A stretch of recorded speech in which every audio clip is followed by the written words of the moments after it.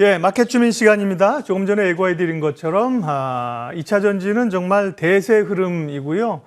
여러 변화들과 뉴스들이 있는데 그만큼 주가도 또 변동성이 있고 흔들립니다. 최근의 이슈들 점검할게요. SC 글로벌 센터 김선규 소장님 오셨습니다. 어서 오십시오. 안녕하세요. 이슈가 정말 많습니다. 전고체 얘기도 지난번에 말씀해 주셨고, 테슬라에서는 또 이 인산철인가요? 네. 여러 가지 소재를 또 하겠다고 하고, 일단은 국내 이 배터리 이 3사 셀 업체들이 이제 미국 진출한다는 얘기가 계속 합작으로 나오고 있습니다. 이 얘기부터 좀 전해 주십시오. 네, 일단 최근 들어 SK 이노베이션이 가장 큰 이슈인 것 같은데, 네. 일단은 여기에 대해서 조지아 공장을 이제 이 공장을 더 증설하는 거를 나왔습니다. 그래가지고 여기에 부분에서 이제 13조 규모로 지금 투입을 해가지고 여기에 대한 전기차용 배터리, 전용 배터리죠, 완전히 이거를 여기서 생산하는 거를 하기로 했고, 이 부분에 대해서 이제 공식적으로 나왔습니다. 그리고 SK 이노베이션이 현재 이 공장까지 갖추게 되면은 사실상 이제 미국 현지에서의 배터리 생산 능력으로는 1위로 이제 등극을 하게 되고, 그렇기 때문에 앞으로 이 부분에 대해 가지고 다른 LG 에너지 솔루션, 정확히 하면 이제 LG 엔솔이라든가 아니면 삼성 SDI도 여기에 맞춰 가지고 또 다른 전략으로 이제 대응을 하게 될 것으로 보이고요. 그래서 이제 삼성 SDI하고 이제 스텔란티스, 그러니까 이 다른 이전에 이제 나왔던 또 다른 자동차 복합 그룹이죠. 여기하고 해서 미국에다 전기차 배터리 공장을 이제 합작사를 만들려는 걸 설립을 이제 준비하고 있는 중입니다. 거기는. 네. 네.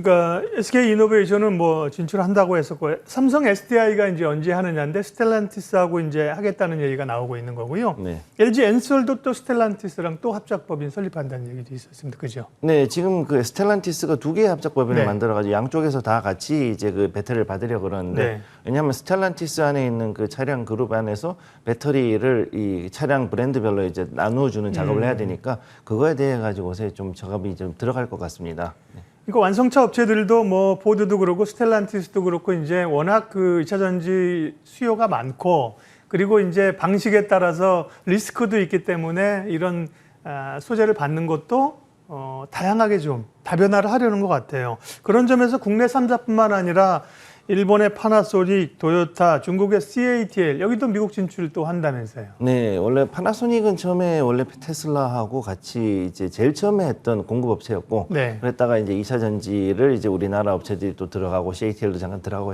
여러 가지 있었는데, 일단 지금 현재 여기서 가장 중요한 건 파나소닉은 일단은 반값 공약을 일단 들어갔습니다. 그래서 내가 4680을 어떻게 할지는 그 규격은 이게 맞는지 아닌지 모르겠는데 어쨌든 공급하는 거에 대해서는 반값까지는 맞추도록 노력을 하겠다 해서 이제 그야말로 이제 출혈 경쟁에 들어간 네. 거죠.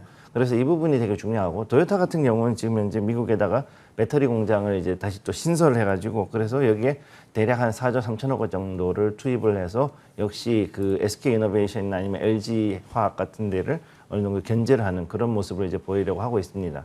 그리고 여기에서 봤을 때 특히 아까 잠깐 말씀하셨던 것처럼 스텔란티스하고 LG 에너지 솔루션이, 즉 이제 스텔란티스가 삼성 SDI뿐만 아니라 LG 에너지 솔루션하고도 같이 해서 연산 40기가와트 규모의 배터리 공장을 이제 만들려고 이걸 제작하기 위한 합작법인을 지금 설립을 하는데, 중요한 거는 스텔란티스가 현재 2024년까지 우선 전기차 플랫폼을 그때까지 만들겠다 했기 때문에 지금 당장에 나올 수 있는 게 아니고 이건 약간의 시간이 좀 걸리는 사안이 되겠습니다. 네. 그렇기 때문에 이거를 왜 이렇게 지금 다른 데가 움직이느냐, 이게 되게 중요한 이슈가 되고 있는데요. 2025년에 반려가 되는 신미무역협정, 저게 USMCA 그래가지고 미국하고 캐나다, 그다음 멕시코 이 세 나라, 옛날에 나프타를 대체하는 새로운 이 무역 협정이 나오게 따라서 여기 전기차 부품은 앞으로 미국 내에 현지 공장이 있어야지만 이거를 북미 지역에다가 이제 공급을 할 수 있는 그런 상황이 됐기 때문에 앞으로 현지 생산은 불가피하게 됐고, 이에 따라서 CATL도 역시 이제 미국에 배터리 공장을 만들고 또 여기에서 나온 것들을 가지고 미국뿐만 아니라 이제 중국 자체에서도 이제 공급을 하려는 그런 계획을 가지고 있는 겁니다. 그런데 사실은 전기차는 우리가 생각하기에 유럽 쪽이 원래 친환경이어서 조금 더 적극적이었던 걸로 알고 있는데, 갑자기 미국이 부상하면서 전 세계 배터리 회사들이 지금 우리도 그렇고요, 말씀하신 미국으로 이렇게 막 몰려가고 있습니다.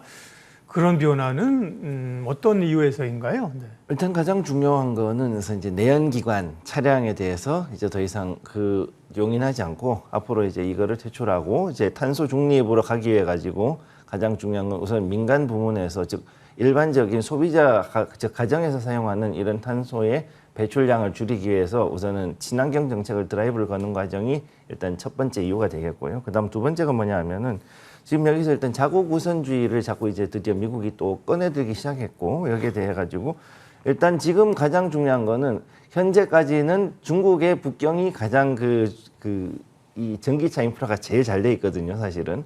그런 상태에서 그러면은 미국이 자국 우선주의를 해가지고 그러면은 이제 미국의 동부 지역이라든가 이런 그 인구 밀집 지역에서 역시 전기차를 다시금 이 인프라를 깔고 해가지고서는 이 전기차 시대를 먼저 앞당겨야 되기 때문에 이런 거를 지금 진행을 하는 것으로 보입니다. 그래서 여기 지금 나오는 K배터리 3사의 그 미국 배터리 공장 현황 보시게 되면 미시간에서부터 조지아까지 일단 위에서 아래로 쭉 해서 대략 한 5개에서 6개 정도의 지역 여기에다가 지금 굉장히 많은 그 공장을 짓고 있는 것을 보실 수가 있고요. 여기에 보면은 미국 회사하고 합작 혹은 자체적으로 단독으로 들어가는 형식으로 해가지고서 이렇게 그 배터리 공장을 만든 걸 보실 수가 있는데 이렇게로 봤을 때는 전기차의 가장 큰 핵심 부품인 그 배터리, 그다음 모터, 그리고 이제 여기에 대한 구동계에 대해서 이 조정하는 BMS라든가 여러 가지 시스템들 이런 것들에 대해서 했을 때 이 배터리 생산 능력을 일단 극대화해야 이것이 이 미국 전체에 최대한 빠르게 전기차의 움직임이 갈 수 있기 때문에 이렇게 지금 진행하는 것으로 보입니다. 네. 아니 이제 전기차로 가는 거는 전 세계적인 추세인데 미국이 그렇게 강력하게 적극적으로 추진을 하지 않았던 것 같은데 바이든 행정부가 들어오면서 친환경 뭐 이런 거 정책하고도 관련이 있는 건가요?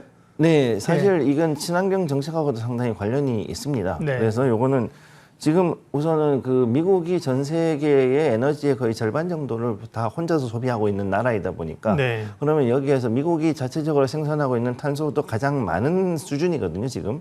그럼 이거를 줄이기 위해 가지고서는 결국은 이런 여러 가지 움직임을 내연기관을 쓰고 있는 것들을 다 줄여야 되는데 문제는 현재 미국의 내연기관 장비를 그 친환경이나 혹은 전기 관련된 전기차나 이런 쪽으로 전환하는 걸 보시게 되면은 승용차라든가 버스 그다음에 트럭 같은 경우는 그래도 전기 구동으로 상당히 이제 활발히 이동을 하고 있는 중인데 근데 트럭 같은 경우는 일단은 그 포드에 나오는 그 전기 트럭 이 픽업 같은 경우는 그나마 가능한데 이제 롱홀이라든가 이런 상용 트럭이라든가 혹은 대형 선박 같은 경우는 이게 좀 힘들다 보니 아무래도 수소 연료 전지라든가 아니면 천연가스 추진 선박 쪽으로 이제 선박은 전환을 하고 있고 그다음에 항공기는 일단 소형 드론 이외에는 사실 이거를 바꾸는 게 거의 불가능하고 그다음에 제일 중요한 게 농기계라든가 광산에 들어가는 중장비 혹은 지금 오일필드는 그래도 좀 줄었으니까 그쪽은 줄었지만 여전히 여기는 내연기관이 아니면 이 힘을 받쳐줄 수 있는 시스템을 지금 만들 수가 없습니다. 그렇기 때문에 이 부분은 여전히 내연기관들이 아직도 계속 구동이 되고 있는 상태라서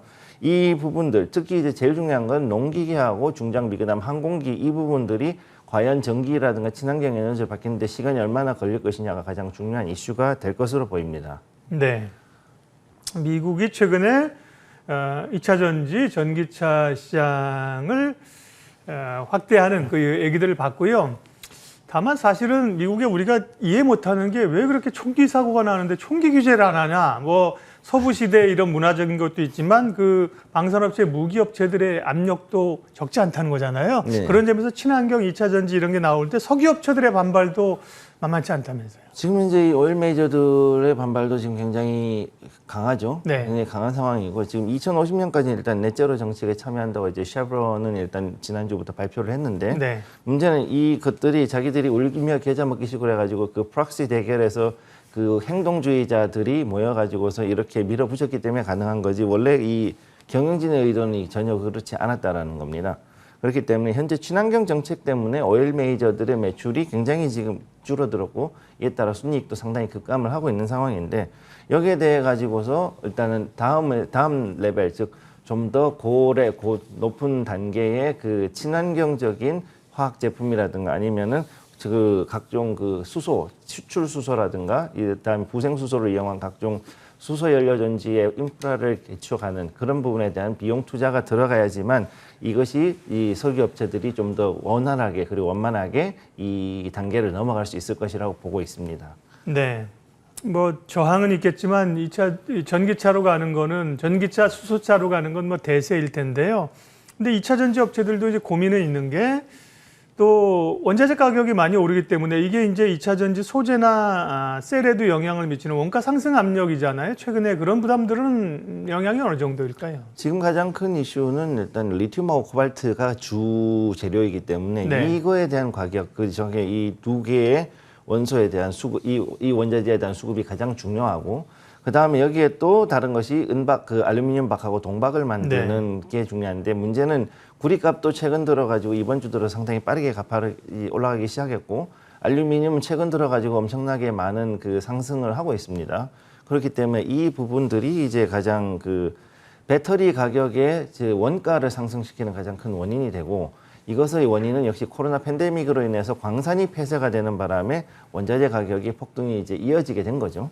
그러다 보니까 여기에 대해서 이제 당분간 이 배터리 가격이 올라가는 것은 어쩔 수가 없는 것이고, 만약에 저희가 봤을 때 이 리튬의 대량 생산 기술 상용화, 정확히 얘기하면 리튬이 상당히 흔한 금속임에도 불구하고 우리가 정말 그 상용으로 쓸 수 있는 그런 리튬은 별로 없습니다. 그러다 보니까 정말로 우리가 활용할 수 있는 대량의 리튬을 싸게 상용화해가지고 생산할 수 있는 이런 기술이 나오지 않는다 그러면 2025년 이전에는 분명히 이거에 대한 생산 차질이 나올 수 있다라고 저는 그렇게 보고 있습니다. 네. 그리고 또 하나 이제 물론 국내 업체들이 셀 업체라든지 소재 업체라든지 미국이나 유럽에 이제 러브콜을 받고 있는 거는 매우 반가운 소식인데, 한편 생각해 보면 미국에도 배터리 팩을 만드는 업체나 소재 업체들이 그 미국에는 없습니까? 네. 물론 있긴 있는데 네. 여기는 그렇게 이렇게 우리 같이 대규모로 하는 데가 없고, 대부분이 네. 또 이 기술이 좀 떨어지는 게 인산철 있지 않습니까? 네. 인산철 위주로 돌아가다 보니까 이런 리튬이온 배터리를 전문화하는 데가 그렇게 많지가 않습니다. 대규모로 할 수 있는 게 없는 거죠. 그렇군요. 네. 네. 그래서 국내 기업들이 경쟁력이 있군요. 그러니까 미국 진출하게 되면. 네, 경쟁력 네. 자체는 충분한 것으로 네. 보이고, 문제는 이제 이 나라에서는 여전히 그 리튬 채굴에 대한 그 알버마리라든가 아니면 글렌코 같은 이런 대형 그 네. 채굴 회사들, 그 다음에 이제 BHP 같은 이런 원자재 채굴 기업들이 여전히 존재를 하고 있고, 그 다음에 제일 중요한 거는 이 테슬라가 지금 파나소닉하고 지금 연결을 해가지고 기가팩토리를 50% 증설을 하기로 일단 8월에 이야기가 나온 상태이기 때문에 앞으로 이 2차 전지 기지에 대해서도 충분히 서부 지역뿐만 아니라 중서부에도 많은 그런 그 2차 전지 생산 기지가 나올 것으로 보입니다.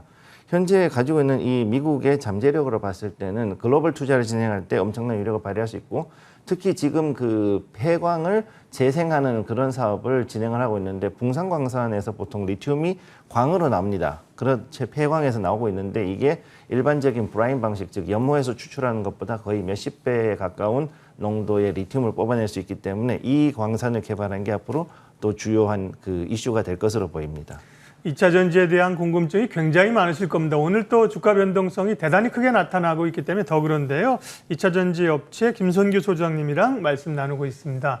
2차 전지에는 항상 테슬라가 화제몰이를 합니다. 테슬라 얘기 좀 할게요. 테슬라가 일단 배터리 자체 생산하겠다고 하는 거는 지금 어떻게 진행이 되고 있습니까? 일단 그 배터리 데이 때 4680 그 규격을 내놨지 않습니까? 네. 근데 이거에 대해서 좀 많이 혼이 좀 나고 있죠.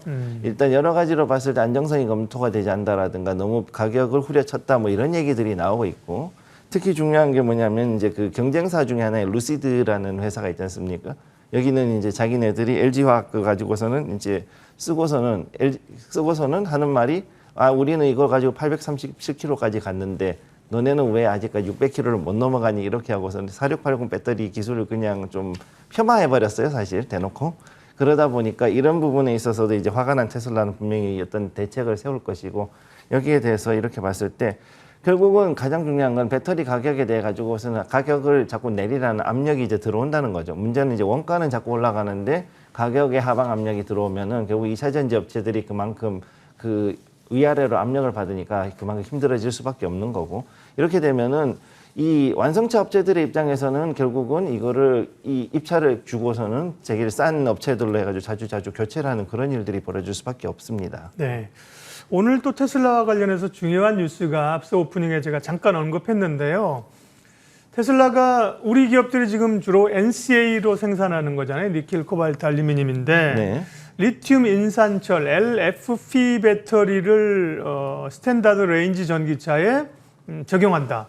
이거는 뭐 실제로 우리가 이제 여기도 차종이 많을 테니까 그다음에 네. 이런 움직임이 정확히 어느 정도의 파급력이 있는 건지 해석 좀 해주세요. 제가 봤을 때 근데 인산철로 간다는 얘기는 일단은 그 기술이 좀 역행한다는 이야기가 되고 그러면 예. 자체적인 차체의 무게가 늘어나는데 그럼 여기에 대해서 그럼 에너지 밀도를 얼마나 늘렸는지 그러면 여기에 대해서 그러면 테슬라는 얼마 정도의 그 발전되어 있는 인산철 기술을 가지고 왔는지 정확히 얘기하면 CATL로부터 제가 봤을 때 이런 그렇죠. 그 기술을 가져왔다고 보고 있는데 그럼 CATL이 얼마나 발전되어 있는 인산철 기술을 가지고서 테슬라에다가 공급하고 이거를 적용하는지가 결국은 가장 큰 핵심이 될 것이고 단순히 에너지 밀도만 높인다고 되는 것이 아니라 이게 에너지 밀도가 높아지면 그만큼 안정성이 따라져야 되는데 리튬 인산철 같은 경우도 이 부분이 상당히 좀 그 많은 그 고민을 해야 되는 부분이거든요. 사실 이걸 하기 위해서 하이니켈이라든가 뭐 여러 가지 이 다른 것들도 있는데 원자재에서 극재가 바뀌거나 여러 가지 이 재료들이 비율이 바뀌게 되면은 거기에 따라 열이 올라가거나 혹은 폭발 가능성이 늘어날 수 있기 때문에 과연 여기에서 어떤 답을 줄 것이냐 이거는 이제 테슬라가 얘기하는 배터리 스펙을 좀 더 봐야 될 것 같습니다. 네. 그러니까 자꾸 이제 LFP 배터리가 뭐 무겁긴 하지만 가격 경쟁력이 있고 그나마 또 이제 최근에 NCA가 뭐 화재나 이런 거이기 때문에요. LFP 뭐 인산철로 가는 거 아니냐 이런 우려들이 있는 건데요. 그건 나중에 조금 더 구체적으로 얘기하도록 하겠고요. 예. 리비안 얘기도 다음에 한번 좀 따로 해주시죠. 오늘 네. 많은 분들이 오늘 2차전지 업체들이 최근에 많이 올라서 그렇지만 가격 변동성이 되게 크게 나오고 있거든요. 그래서 2차전지 쪽도 이제 분야가 굉장히 많은데요. 뭐 양극재, 음극재 또 여러 얘기가 나오는데 2차전지 관련해서 투자 포인트를 어디다가 주면 됩니까? 지금 현재 그 2차 전지 배터리들이 굉장히 많이 올라간 상태이지 않습니까? 그래가지고서 여기서 이제 조정을 받고 있는 것이기 때문에 사실 가격은 지금은 들어가기는 이미 많이 늦은 상태고 오히려 물타기라든가 이런 걸 하는 것은 위험하다고 저는 보고 있고요. 네. 이 기술적인 얘기만 한 거고 일단은 중요한 건 산업 자체를 봤을 때 전고체 배터리는 이거는 차세대 극재 기술하고 그다음에 이제 전고체하고 이 기술이 앞으로 이 2차 전지를 이끌어갈 모멘텀이 된다고 보고 있기 때문에 이 두 가지 부분에서 이 뭐라 그럴까 여기에 대해서 어느 정도의 그 강한 성과를 낼 수 있는 기업들을 찾아야 되는 게 그게 가장 이 투자의 포인트가 될 것으로 보입니다. 따라서 2차 전지에서는 단순하게 섹터별로 어떻게 가야 된다 이런 부분을 보는 게 아니라 지금 일단 이 현재 흐름에서 앞으로 차가 이제 전기차 부분으로 간다 그러면 전고체가 좀 더 갈 것이고 그다음에 전체적인 2차 전지 흐름에서는 극재 기술이 앞으로 이제 차세대로 갈 것이기 때문에 어느 쪽으로 둘 것이냐에 포커스를 두고 투자하실 것을 권해드리겠고 그다음에 2차 전지는 지금 현재는 조정 구간이니까 가능하면 신규 진입은 잘 하실 것을 권해드리겠습니다. 전고체는 이야기를 많이 했고요. 근데 전고체가 그렇게 쉽게 지금 갈 수 있는 건가? 시간이 걸리는 문제 아닌가 싶고 극재 기술이라고 말씀하시는 거는 뭐예요? 예. 일단은 양극재하고 음극재를 네. 만드는 거죠. 그래서 이제 여기에 대해서 바나듐부터 시작해가지고 뭐 이제 그다음에 니켈이라든가 혹은 나트륨이라든가 뭐 여러 가지 이야기가 나왔지 않습니까? 네. 그럼 여기에 대한 것들 혹은 이제 여기에 대해서 때로는 산학연으로 해가지고서는